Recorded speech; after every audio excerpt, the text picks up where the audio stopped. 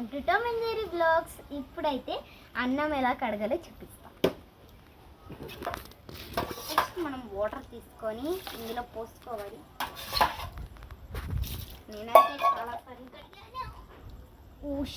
Flash man మా తాత వీడియోలో మాట్లాడారు. సో బియ్యం ఇలా ఉంటాయి కదా, ఇంత చిన్న బియ్యాన్ని ఇంత పెద్ద దబరాలో కడుతున్నాను. పిచ్చిది కుర్చీలో కూర్చుంటాను అది మా తాత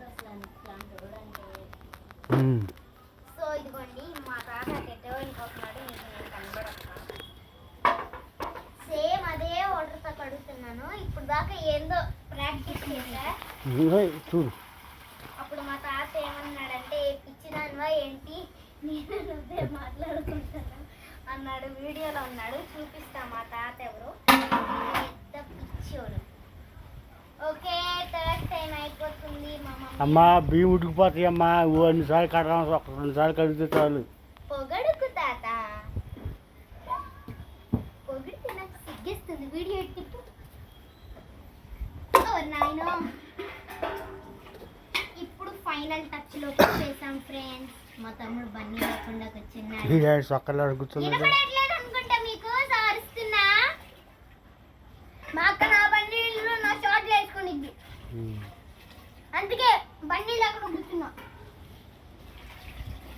సో తాత వీడియో ఆపేసేయి, మళ్ళీ నొక్క రెడ్ బటన్ని. సో ఇదిగోండి పొయ్యి మీద పెట్టేసా.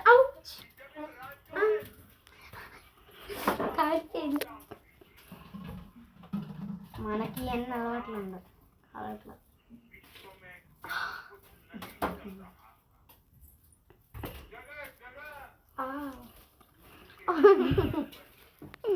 సో వీడియో ఆపే చెర్రీ. సో మా తాతని చూపిస్తాను అన్నాను కదా, వెరీ స్టూపిడ్ గా చూపిస్తా. ఇదిగోండి, హాయ్ చెప్పు.